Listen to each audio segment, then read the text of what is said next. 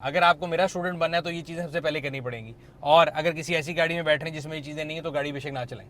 Side view mirror اور rear view mirror کے بغیر آپ گاڑی نہیں چلا سکتے. آپ وہ سڑک کے اوپر ایک اندھے تیر کی طرح پھر رہے ہوں گے ان گائیڈڈ میزائل, جو کہ میں نہیں چاہتا اور میں لوگوں کو ہمیشہ کرٹیسائز کرتا ہوں. السلام علیکم پاک ملت, میرا نام ہے سنیل منج اور میں ایک انفارمیٹیو ویڈیو کے ساتھ آپ کی خدمت میں حاضر ہوں. آج کی ویڈیو بہت لوگوں کا سوال ہوتا ہے کہ جی ہم نے گاڑی لے لی ہے یا ہمارے پاس گاڑی موجود ہے لیکن ہمیں گاڑی چلانا نہیں آتی. تو ایک لرنر کے لیے, ایک بگنر کے لیے جو ایک ڈرائیونگ گائیڈ ہے ہم کوشش کریں گے آپ کے لیے وہ بنا کے لائیں. سب سے پہلے جب آپ نے گاڑی چلانا شروع کرنی ہے تو آپ نے جو سیٹ کو نا اپنے مطابق ایڈجسٹ کر لینا ہے. ضروری نہیں کہ آپ دوسروں سے امپریس ہو کے بہت پیچھے ایک سیٹ کر کے چلائیں. اسٹائل لینے کی ضرورت نہیں ہے, گاڑی چلانا سیکھیں, بیسک سیکھیں. سو سیٹ کو اپنی کنوینئنس کے مطابق ایڈجسٹ کر لیں جہاں سے آپ کے پیر جو ہیں بڑے آرام سے ریس, بریک اور کلچ تک پہنچ رہے ہوں. آپ کی سٹنگ پوسچر ایسی ہو کہ آپ کو سڑک نظر آ رہا ہو, بالکل آپ لیڈ بیک نہ ہو, بہت زیادہ سڑک بھی نظر آ رہی ہو. اور یاد رہے کیونکہ جب آپ ابھی ارلی ڈرائیور ہیں تو آپ سب سے زیادہ زور جو ہے نا اسٹائلنگ پہ بعد میں دے دیں گے. ابھی آپ کو صرف زور دینا ہے بیسکس کے اوپر کہ آپ کو سڑک کے اوپر ویزیبلٹی نظر آ رہی ہے. سائیڈ ویو مررز کو ایڈجسٹ کر لیں, ریئر ویو مرر کو ایڈجسٹ کر لیں. پہلے سائیڈ ویو مرر جو ہے نا یہ والا ابھی اس ٹائم اگر آپ دیکھیں گے تو مجھے جو ہے نا اس کے اندر آپ کو گاڑی کا یہ لاک نظر آئے گا جو میری سائڈ کا لاک ہے.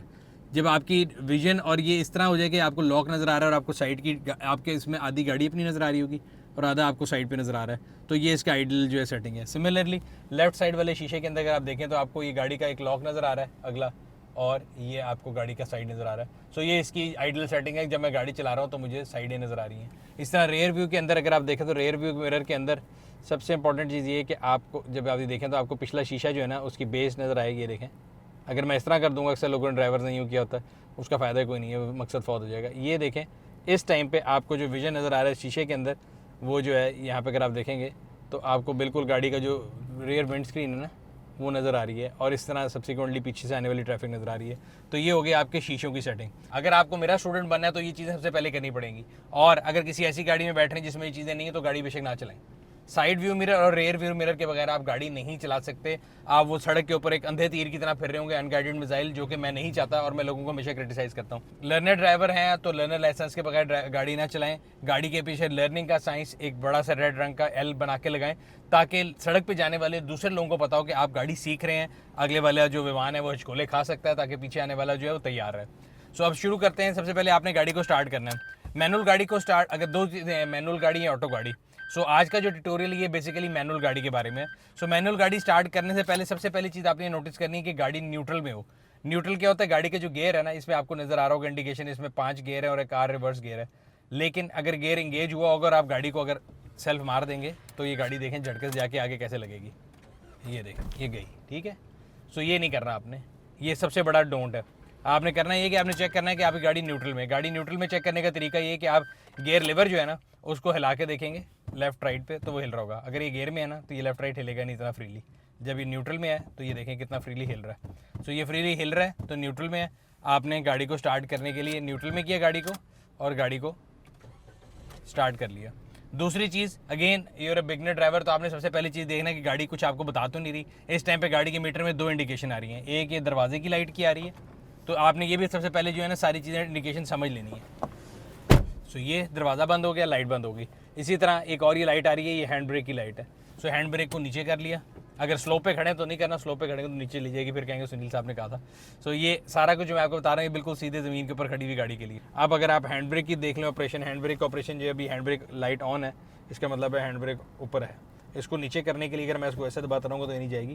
یہ اس کا لیور ہے, اس کو دبائیں گے اور دبا کے رکھیں گے تو نیچے چل جائے گی. بیچ میں بھی اگر میں چھوڑ دوں گا دبا کے تو اس کے اندر 3-4 پوائنٹ ہوتے ہیں. یہ ایک پوائنٹ بعد پھر رک جائے گی, پھر بھی ہینڈ بریک لگی ہوئی ہے, پھر دوسرے پہ بھی رک جائے گی. تو اس لیے اوپر سے لے کے نیچے تک اس کو پہلے نیچے جا کے ریسٹ کریں اور پھر اس کو اتار لیں. جب آپ نے اوپر لے کے آنی تب بھی آپ اس کو دبا کے فل اوپر کھینچ سکتے ہیں. اتنی زیادہ زور کے نہ کھینچیں کہ اس کی بالکل تار ہی ٹوٹ جائے. اگر آپ اس کو ویسے بھی کھینچیں گے تو 1 2 3 4 تک پوائنٹ کے اوپر ویسے ہی لاک ہو جائے گی. زیادہ کوشش کریں گے تو شاید 6ٹھا پوائنٹ بھی لگ جائے, بٹ اس میں پھر روکتے ہوئے آپ کو ٹینشن ہوگی. جو ہینڈ بریک کے لیے بہت زیادہ پاور لگانے کی ضرورت نہیں, نارمل پاور لگا کے ایک پوائنٹ پہ آئے گی اور یہاں پہ لائٹ آپ کو نظر آ رہی ہوگی ساتھ ہینڈ بریک کی. اچھا, اب آپ نے گاڑی کو گیئر میں ڈالنے کے پہلے سب سے پہلے یہ سیکھ لیں کہ نیچے جو 3 لیورز ہیں یہ کس چیز کے ہیں. سب سے رائٹ پہ آپ کا ایکسلریٹر پیڈل ہے جس کو ریس بولتے ہیں. ایکسلریٹر پیڈل کا مطلب یہ ہے کہ گاڑی کو ایکسلریٹ کرنے کے لیے آپ اس کو دباتے ہیں جس سے آپ گاڑی کو ریس بھی دیتے ہیں. اس کے سینٹر میں جو آپ کو نظر آ رہے ہیں, ان دونوں کے سینٹر میں بیچ میں والا جو ہے یہ بریک پیڈل ہے, اور سب سے لیفٹ پہ جو ہے گاڑی کا کلچ ہے. अब आपने इन तीनों पैडल का इस्तेमाल जिस पैर से करना है मैं आपको बता दूं। जो लेफ्ट वाला आपका पैर है ये सिर्फ क्लच को इस्तेमाल करना है, इसके अलावा इसका कोई इस्तेमाल नहीं गाड़ी की ड्राइविंग में।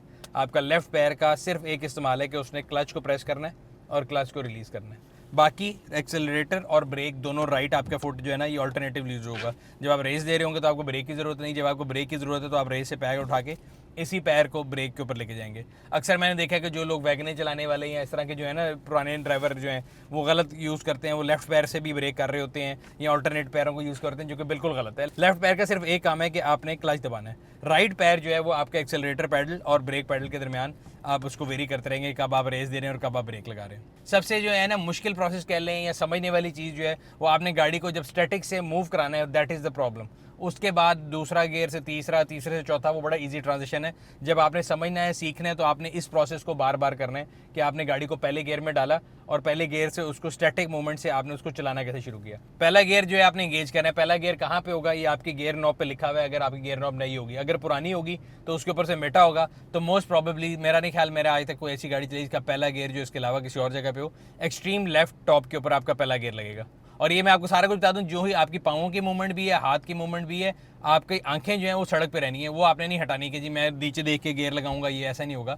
सो आपको जो कहते हैं ना एक टाइम के ऊपर मल्टीपल काम करने होंगे। मल्टीटास्किंग ये है कि जब आप सामने देख रहे हैं आपने यूँ क्लच दबाया और पहला गियर एंगेज किया, अब पहला गियर लगा दिया। अब आपने जो क्लच छोड़ना है ना, ये स्टैटिक से मूवमेंट की तरफ गाड़ी आ रही है और इसको अगर आप छोड़ेंगे एकदम छोड़ देंगे तो ये देखें गाड़ी झटका लेगी। ठीक है, आपने एकदम नहीं छोड़ना, ये क्लच जो छोड़ना है यही सारी गेम है। इसके अलावा गाड़ी सीखने में और कोई गेम नहीं, बाकी रोड सेंस की गेम है। तो सबसे इंपॉर्टेंट चीज़ आपको ये समझनी कि जब गाड़ी स्टैटिक से मूवमेंट में आती है ना, जो पहला गियर और क्लच छोड़ने का जो कम्बिनेशन है यही सीखने की चीज़ है। बाकी फिर दूसरे से तीसरा, तीसरे से चौथा बड़े आराम से हो जाता है। तो सबसे पहले मूव करने के लिए आपने करना ये है कि आपने गियर लगाना है, तो आप पहले क्लच दबाएंगे और गियर लगाएंगे। अब सारी गेम इस क्लच को छोड़ने की है कि आपने इसमें जल्दी नहीं करनी, आपने आहिस्ता आहिस्ता आहिस्ता क्लच से अपना पैर उठाना है और एक पॉइंट आएगा कि आपको लगेगा गाड़ी मूव करना शुरू की, तो उस टाइम पे आपने थोड़ी सी रेस बढ़ा देनी है। ये देखें ये, और आहिस्ता से अपना पैर उठा के क्लच से साइड पे कर लेना। दोबारा आपका ऐसे कोई काम नहीं है, मैं दोबारा करके दिखाता हूँ।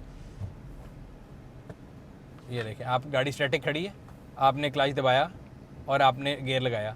अब आहिस्ता आहिस्ता आहिस्ता आहिस्ता आपने अपना जो पैर है लिफ्ट करना है और हल्की सी रेस रखनी, बिल्कुल कॉन्स्टेंट हल्की सी रखेंगे तो गाड़ी मूव करना शुरू कर देगी। और आपने अपना जो है पैर क्लच से हटा लेना है और गाड़ी चल रही है। इसके बाद अगर आपने ब्रेक लगानी है तो ब्रेक लगाने के लिए भी सबसे पहले, अगर आप बिल्कुल ये इतनी स्पीड पर जा रहे हैं ना, तो सबसे पहली चीज़ आपको क्या करनी पड़ेगी, आप क्लच दबाएंगे, गाड़ी को न्यूट्रल भी कर सकते हैं या क्लच दबा के साथ भी ब्रेक लगा सकते हैं आहिस्ता आहिस्ता, और गाड़ी रुक जाएगी। जब तक आपका ये ट्रांजिशन स्मूथ ना हो जाए आप इसको रिपीट करते रहें। आपका पहला गियर जो है ना ये सबसे इंपॉर्टेंट चीज़ है। अब इसको गाड़ी को रोकने के लिए सबसे इंपॉर्टेंट चीज़ ये है कि अगर मैं फ़ौरन ब्रेक लगा दूंगा और पीछे से कोई आके मेरे अंदर भी घुस सकता है, तो मुझे शीशों को देखता है जब भी ब्रेक लगानी है। पहली बारी भी जब आप गाड़ी चला रहे हैं ना, जब गाड़ी मूव कर गई है, जब आपने ब्रेक लगानी है तो आपने सबसे पहले ये देख के रखना है कि पीछे से कोई बंदा आपकी गाड़ी के अंदर आके हिट ना कर जाए। शीशों का इस्तेमाल करें, मेक श्योर करें कि पीछे कोई नहीं आ रहा। तो ये आपका पहला गियर, जब आपने इसको मास्टर कर लिया, आपने गाड़ी को रोकना है। तो आप अगर रेस से पैर उठाएंगे तो गाड़ी चल रही है बिल्कुल हल्की हल्की, अब आपने इसको बिल्कुल रोकना है, तो आप क्लच दबाएं और गाड़ी को न्यूट्रल कर लें। एक तो गाड़ी इस तरह रहते रहते भी रुक जाएगी। अगर आपको वैसे रोकना है तो मैं इसलिए बता रहा हूँ कि अर्ली बिगनर के लिए मेरे ख्याल से आपको भी ज़रूरी नहीं कि आप ब्रेक दबा के हैवी ब्रेकिंग करें, सिर्फ ऐसी जगह पे करें जहाँ पे कोई और हो ना, रश ना हो। सो आप पहले गियर में चल रहे हैं। अब अक्सर लोगों को ये नहीं पता होता कि पहले से दूसरे में शिफ्ट कब करना है। जब आपको फील होना शुरू हो कि गाड़ी एक लोड ले रही है, जिसमें आपको आवाज़, इंजन की आवाज़ भी एक तो हैवी लगेगी। अगर आरपीएम होगा तो आरपीएम वाले मीटर में तो ईजी है कि आप समझ लें कि अर्ली बिगनर के लिए आप 2 आरपीएम तक लेके जाएं और उसके बाद गियर चेंज कर लें। लेकिन अगर गाड़ी में आरपीएम नहीं है और आपको फील हो रहा है कि गाड़ी थोड़ी हैवी हो रही है, तो अब आपने करना ये है कि रेस छोड़ देनी है, अपना पाँव क्लच पे लेके जाना है, क्लच को दबाना है, दूसरा गियर एंगेज करके और आराम से उठा लेना है। इस बारी आपको कोई वो नहीं पहले की तरह आहिस्ता आहिस्ता आहिस्ता आपने उठा लेना है। लेकिन अगर आप एकदम झटका देंगे तो वो भी गलत है। अच्छी ड्राइविंग ये है कि आपने झटका महसूस नहीं होना चाहिए, आपके साथ वाले बंदे को बैठे हुए झटका फील ना हो कि आपने गियर शिफ्ट किया। सो ये मैं पहले गियर में हूँ, दोबारा ये मेरी एक स्पीड गेन होगी, आपको आवाज़ फील हो रही होगी गाड़ी की आवाज़ हैवी हो गई है। अब मैंने इससे दूसरे गियर में जाना है, मैंने रेस छोड़ी और क्लच दबा के गियर लगा के छोड़ दिया दोबारा क्लच, और अब फिर रेस पे आ गया। ये सारी ट्रांजिशन इतनी स्मूथ है कि आपको कैमरे के अंदर झटका नज़र नहीं आएगा या अंदर बैठ के फील नहीं होगा। एक सर्टन जब आपको गाड़ी की आवाज़ फील हो कि इसको गियर चेंज की ज़रूरत है, आपने रेस से पैर हटाया, क्लच दबाया, तीसरे गियर में डाला और क्लच से पाँव हटा लिया, और फिर दोबारा आप गाड़ी को रेस देना शुरू हो गए और गाड़ी आपकी स्मूथली चलना शुरू हो गई। आगे ब्रेक लगाने की ज़रूरत है तो आपने ब्रेक के पैर रखा, तीसरे गियर से आप दूसरे में आ रहे हैं और क्लच दबा के उसको दूसरे गियर में लाए। आगे आपको मज़ीद ब्रेक करनी है, आप दूसरे से उसको पहले में लेके आए। इस तरह आप इसको डाउन शिफ्ट भी करेंगे। لیکن ڈاؤن شفٹ کے اندر یا سیکنڈ سے تھرڈ شفٹ میں آپ کو وہ اس طرح جیسا پہلی باری کمبینیشن کا خیال رکھنا پڑتا وہ نہیں رکھنا پڑے گا, وہ صرف پہلے گیئر کے اوپر ہی ہے. اب یہ دیکھیں پہلے سے دوسرے میں شفٹ کیا ہوں, ریس دی, تیسرے میں گیا, کلچ چھوڑا, بڑے آرام سے ریس دی. کلچ چھوڑنے اور ریس دینے میں تھوڑا سا گیپ رکھیں گے تو کوئی جھٹکا نہیں آئے گا. اگر آپ یوں کلچ اور ریس اکٹھے دیں گے تو یوں جھٹکا آئے گا اور وہ کلچ بھی خراب کرے گا. ایک اور چیز جو سب سے بڑا نو ہے, جب آپ نے گیئر لگا لیا ہے, آپ کی یہ ٹانگ فارغ ہوگی, آپ اس کو سائڈ پہ کر لیں, اس کو کلچ کے اوپر نہیں رکھنا. اکثر جو نیو ڈرائیورز ہوتے ہیں, بگنرز ہوتے ہیں, یا اگر آپ دیکھیں تو ہمارے یہاں پہ لوگ جو ہے کسی کو ڈرائیونگ سکھا رہے تھے ان کو خود بھی نہیں پتا ہوتا کہ یہ والا پیر آپ نے گیئر لگانے کے بعد اس کو ہٹا لینا ہے, اس کو کلچ کے اوپر نہیں رکھنا. وہ یہاں پہ کلچ کے اوپر رکھ کے رکھتے ہیں پیر. اس سے ہوتا ہی ہے کہ چاہتے نہ چاہتے ہوئے آپ کا کلچ تھوڑا سا دبا رہتا ہے اور آپ کی جو کلچ پلیٹیں وہ اڑ جاتی ہیں اور آپ کی گاڑی جو ہے وہ آپٹیمل پاور بھی نہیں دے رہی ہوتی اور گاڑی کی ویئر اینڈ ٹیئر بھی زیادہ ہوتی ہے. تو آپ نے کلچ سے یہ ہٹا لینا ہے. دوسری چیز, جب آپ ہائی اسپیڈ کے اوپر بریکنگ کر رہے ہوتے ہیں تو اس ٹائم پہ آپ نے کلچ دبانا نہیں ہے. جب گاڑی بالکل ہلکی ہوگی تب آپ کلچ دبائیں گے, ورنہ گاڑی بند ہوگی. اب میں فرض کریں اس ٹائم پہ let's say I am at speed of 60, اب میں نے بریک لگانی ہے تو میں نے دیکھا کہ لوگ ساتھ ہی کلچ دباتے ہیں. آپ کو کلچ نہیں دبانا, آپ نے بریک دبانی تاکہ آپ کو میکسیمم فرکشن ملے. اب میں یہ 40 کے اسپیڈ پہ آ گیا ہوں, 60 سے میں 30 پہ آ گیا ہوں, ابھی تک گاڑی اسی گیئر میں. اب میں اس کو ڈاؤن شفٹ کروں گا دوسرے گیئر میں. آگے اگر مزید ابھی ٹریفک رکی ہوئی ہے تو یہ خود آہستہ آہستہ گیئر سے ڈاؤن شفٹ ہو کے گاڑی آہستہ ہوگی. یہ جو ساری آپ کے کلچ کی اور یہ پیر کی یہ جو ساری موومنٹ ہے یہ آپ کے دماغ کی گیم ہے, یہ ویژول نہیں ہے. آپ نے ویژولی اپنے پیروں کو نہیں دیکھنا کہ آپ کیا کر رہے ہیں. آپ کو بیٹھ کے بے شک پریکٹس کر لیں گاڑی کے اوپر کہ آپ کا رائٹ پیر جو ہے وہ ریس اور بریک کے علاوہ کہیں نہیں جائے گا اور لیفٹ پیر جو ہے وہ آپ کا کلچ ہی دبائے گا. کئی لوگوں کا سوال ہوتا ہے جی ہمیں یہاں سے ویسے کیسے پتا کہ ہم کلچ دبا رہے ہیں کہ بریک دبا رہے ہیں. گاڑی کا جو پیڈل ہے تینوں کے اندر لچک کا بھی فرق ہے. جو ریس ہے اس کی جو ایک آپ کو جب دباتے ہیں نا اپنے پیر سے, اگر آپ اوپر بیٹھے اور آپ ویژولی نہیں دیکھ رہے تو آپ کو فیل ہو جائے گا کہ ریس جو ہے اس کے اندر بہت کم پلے ہوتا ہے. اس کے ساتھ جو بریک ہے وہ آپ کو ایک دم ریورس ٹائپ کا فنکشن دیتی ہے کہ آپ اگر اپنا پیر دبائیں گے تو آپ کا پیر واپس بھی کرنے کی کوشش کرتی ہے. Clutch on the other hand جو ہے وہ سب سے زیادہ سافٹ پارٹ ہوتا ہے. اگر آپ سب سے لیفٹ پیڈل لیں, یہ نہیں ہو سکتا کہ آپ لیفٹ پیر سے کلچ دبا رہے ہیں اور آپ کہیں جی میرے سے بریک دب گئی, یہ پاسبل ہی نہیں ہے. بریک جو ہے وہ بالکل سینٹر میں ہے, کلچ آپ کے لیفٹ پہ ہے, تو آپ نے اپنے لیفٹ پاؤں کو ایکسٹریم لیفٹ پہ رکھنا ہے اور اس کا کام صرف کلچ کو دبانا ہے. باقی رائٹ پیر سے آپ نے بریک اور ریس کو جو ہے آپریٹ کرنا ہے. سو امید کرتے ہیں کہ یہ ویڈیو آپ کے لیے ہیلپ فل ثابت ہوگی. اگر اس کے باوجود آپ کو لگتا ہے کہ اس میں کوئی ایشوز ہیں یا کوئی پریشانی ہے, یا اگر آپ فرسٹ بگنر ہیں, بیکاز میں نے کوشش کی ہے کہ میں ایک ارلی بگنر کے شوز میں جا کے ویژولائز کر کے کر سکوں, بٹ میں ارلی بگنر نہیں ہوں. اگر آپ ارلی بگنر ہیں اور آپ کو کوئی تکلیف کا سامنا ہو رہا ہے اور آپ کو لگ رہا ہے یہ ویڈیو آپ کی ہیلپ نہیں کری تو ویڈیو کے نیچے لکھیں, ہم آپ کو انشاءاللہ ضرور اس سے بھی بہتر کوشش کریں گے کہ آپ کو گائیڈ کر سکیں. اور اس کے ساتھ کی اور ویڈیوز بھی بناتے رہیں جو کہ ڈرائیونگ گائیڈ کے نام سے ایک ارلی اسٹارٹر کے لیے کیا کیا چیزیں ضروری ہیں. یہ تو میں نے آج آپ کو جو زیادہ زور بتایا ہے وہ اس چیز پہ ہے کہ پہلا گیئر جو ہے وہ زیادہ تر کیسے انگیج کرنا ہے, اور 3 یا 4 دن آپ اس پہ پریکٹس کرتے رہیں پہلے گیئر کو انگیج کرنے کی. جو پہلے گیئر کو کلچ سے لے کے اور ریس کی جو شفٹ ہے نا, that is the main thing. اگر آپ کو وہ آ گیا کہ آپ نے گاڑی کو اسٹیٹک سے موومنٹ میں لے آئے ہیں, اس کے بعد دوسرے سے تیسرے سے چوتھا gear it's not a problem, اور اس میں آپ کو اس طرح وہ حساب بھی نہیں رکھنا.